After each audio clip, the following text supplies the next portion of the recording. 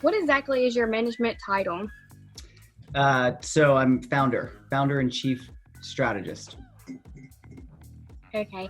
How would you describe your work? Describe our work. So I oversee digital marketing for small and enterprise businesses. We do digital advertising, websites, social media marketing, and we just basically make sure that our clients, their products and services show up on page one of the search results. So whenever anybody's searching for anything that they need, whether it be a new purse to medical services, our clients, they're amazing brands, and we just want to make sure that those customers always get the best answer. And that's my job title, is to meet with these businesses, showcase their products, showcase their services, and make sure that those customers have a really great experience contacting the business.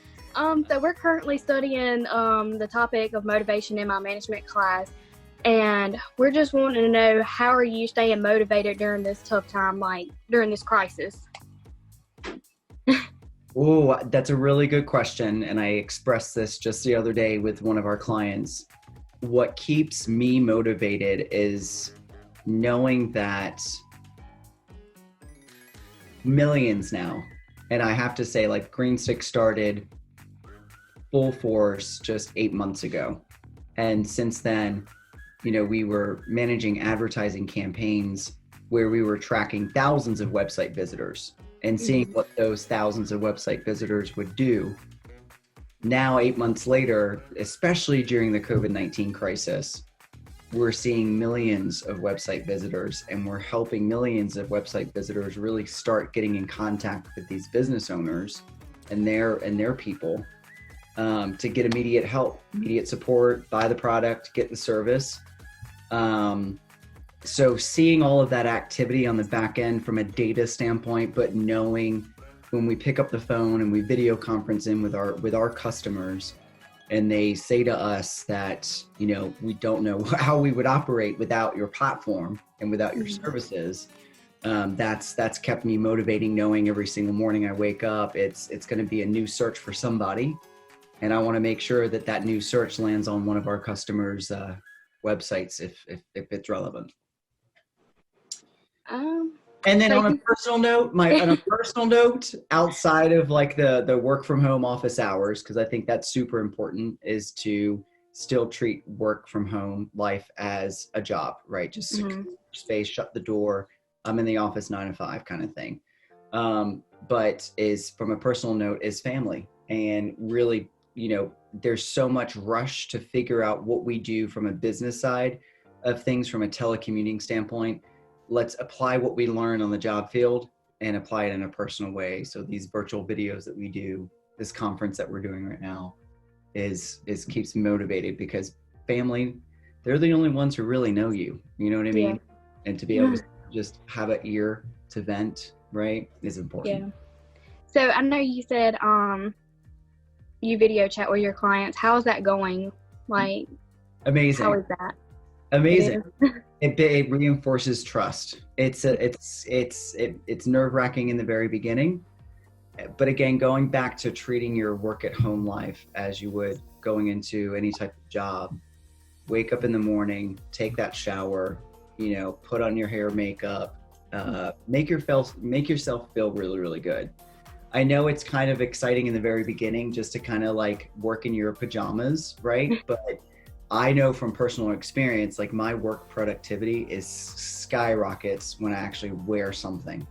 Yeah, I agree. It doesn't matter. I'm not going anywhere. Yes, you are going somewhere. You're going somewhere with your career. So my recommendation is to put it out there that you have that capability to connect video, that it's totally optional. It's not a requirement. And you'll get much more better response from your customers and even from your family members that decide to self-opt in to be prepared. But it adds so much value.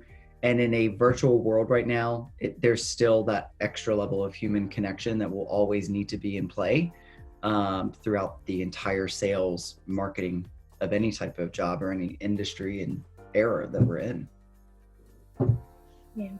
We've been having Zoom meetings like for our classes, and it's been tough, especially with the Wi-Fi going in and out. And Oh, I can't stand that. yeah, and we have good Wi-Fi, so that's. But we already work from home, so we were already prepared. Yeah.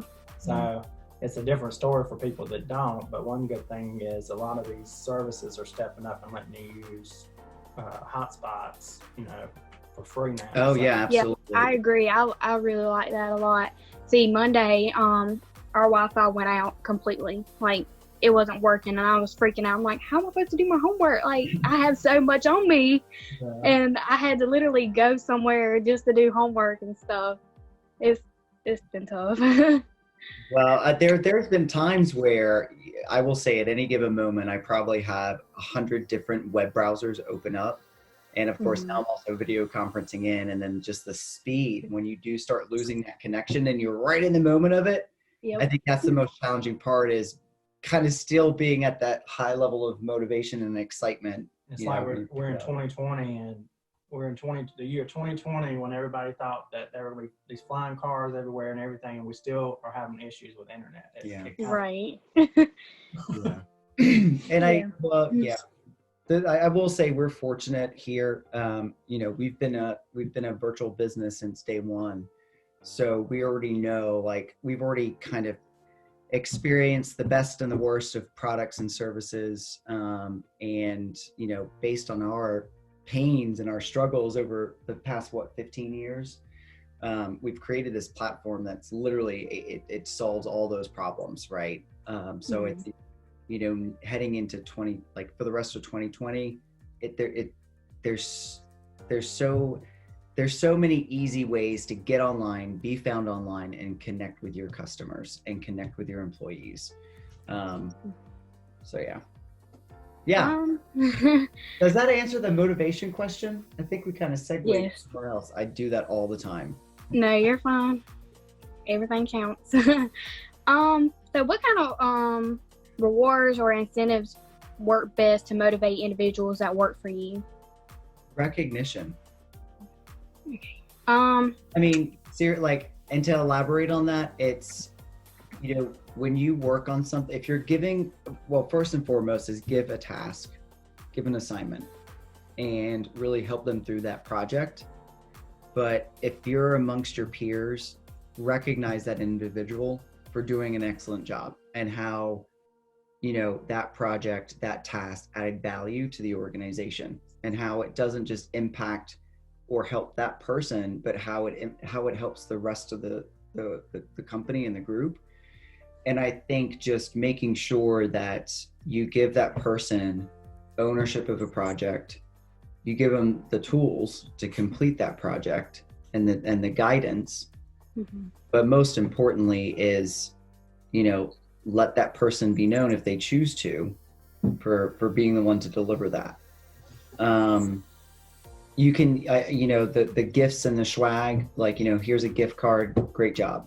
Okay, yeah, that's an amazing instant gratification that's going to please like maybe 5 minutes of your time. But there's a difference when your mentor, your superior, acknowledges you amongst the whole organization. Do that very genuinely, and your culture will drastically change, and you'll experience less turnover, more productivity, and more happy employees. I agree. That goes a long way. I know we kind of hit on it a little bit. What kind of incentives or rewards do you think that doesn't work so well? I know you said, like the gift card, it only lasts about 5 minutes of your time, but yeah, that was a good one. I think what giving somebody buying what doesn't work? Buying somebody lunch is only gonna last as long as that lunch. No. I will say that does work. That is like, if you randomly, deliver, like if you're in a market with Grubhub, right, or Uber Eats, how cool would it be to just randomly order lunch for all of your employees in those cities, right? Knock at the door. Like, I think that would be totally something that works.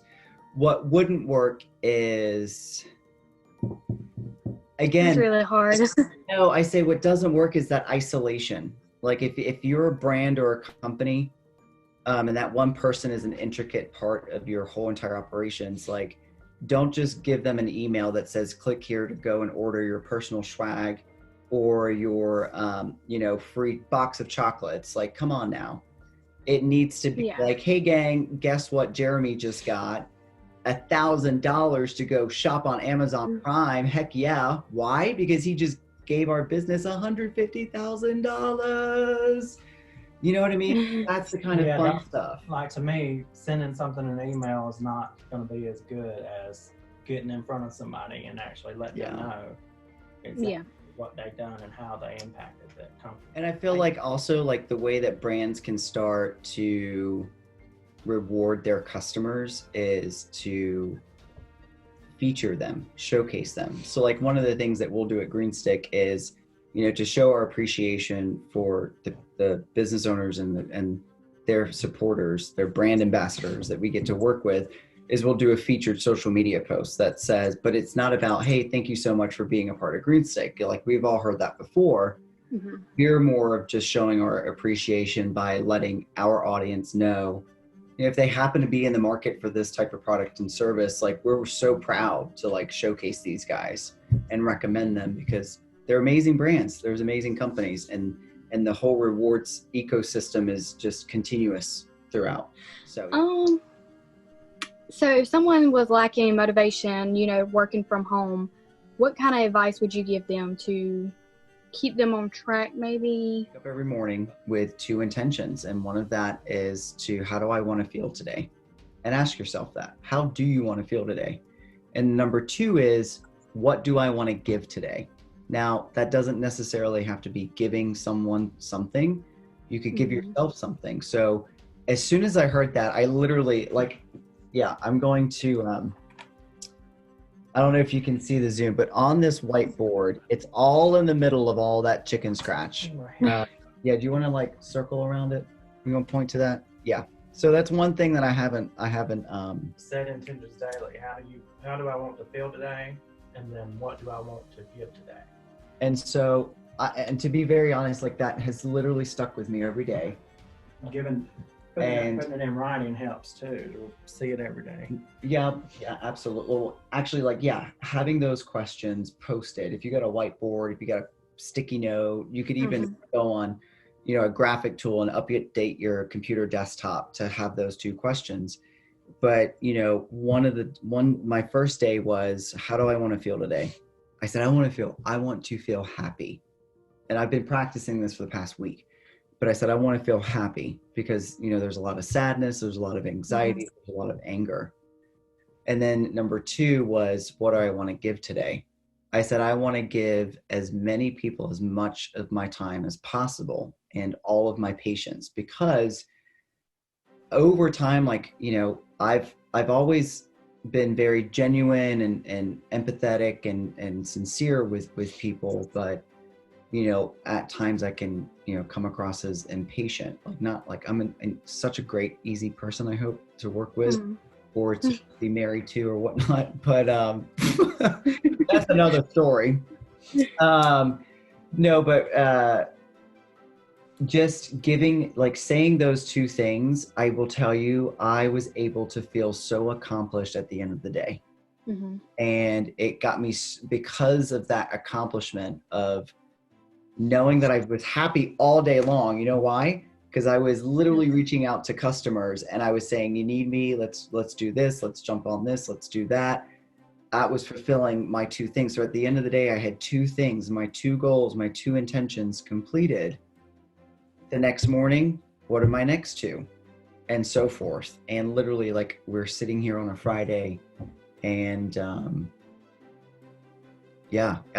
this week has been just it's been an incredible week, just having those two daily intentions. And that's all it takes.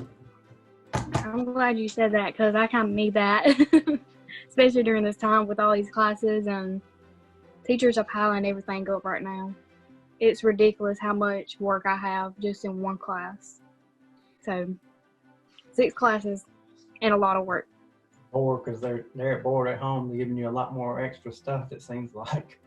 I'm like, I can't do all this in just this little bit of time. Well, and I feel like at that, this is, let me put this straight real quick, just to throw this out there before we get too off track. This is new territory for everybody, right? So as long as people are speaking up and talking about their experience and sharing their experience in an appropriate way, maybe there is too much work on the plate. I really have 2 great professors right now that really cares about us, and one of them, she told us to, don't stress over work, schoolwork like that. She said, just worry about yourself, your family, stay safe, make sure you get the work done, but be safe, And my other professor, we had a group assignment, and last week when I was moving out, it was a tough time for a lot of us to get with our groups and do this assignment. She was like, I'm just going to extend the deadline for you guys, because it was hectic because everybody was moving out on certain days and it was hard. So today I sent her an email, told her, thank you for working with us and, helping us and making sure we get the right information we need in order to pass this class and succeed in the future. But I just try to send the little emails out to, awesome. I'm thinking of them also, like, thank you for thinking about me, but I'm thinking of you also. Stop. And what is it? No, go ahead. Something that I'm not sure if I spoke with you about it. I was thinking about taking online classes, next semester and everything. And this really gave me the taste of my own medicine. It really did. Yeah. Because I'm glad I got this experience. It threw you into it. Mm-hmm. But going, even after you get through with school and you decide you want to go back into something else, I know what I'm up against and I can push it through. I'm just glad I got this experience though, because if I just would have went into it online automatically, I would have probably be out of luck. Plus you kind of got a little bit ahead of the game because you already made those relationships with your teachers and you person with them, and now we're outside of it at home. It kind of gives you a little more benefit. But if you don't have those personal relationships with people, and then you're thrown into it, and that's different. Oh, speaking of tasks and stuff like that, like I gave a tip the other day. If you ever have a task that is kind of like something that's new, use your calendar, right? So we use G Suite. We go into our calendar and we literally schedule a calendar event for us. So we, like, for example, like, you and I scheduled this to happen for an hour, right? Well, I'm not monitoring time by all means. But what I'll do is every Monday I go in at 8 a.m. into each of our clients' ad campaigns and just review past 7-day performance, right? And then of course from there, make my strategic recommendations to the media team, get them to make those updates so that throughout the rest of the week, when we get on a call with our clients, we can already proactively say, hey, here's what happens, here's what doesn't happen. If I didn't have that self-booked appointment, before the past, it was like, oh my gosh, 15 minutes before a conference call, and I'm like running around like a chicken. Trying to get that. Yeah. So use the calendar for, I love having I got my iPhone calendar. My agenda. Like my agenda. Me too. Yep. Okay, so the daily intentions, Carol, you said that you needed this. I challenge you to schedule 2 daily intention reminders in the morning. And if you want, might be a good day for you. It might be good in the morning to post that on Facebook and just say my daily intentions. Today I want to feel X. Today I want to give X.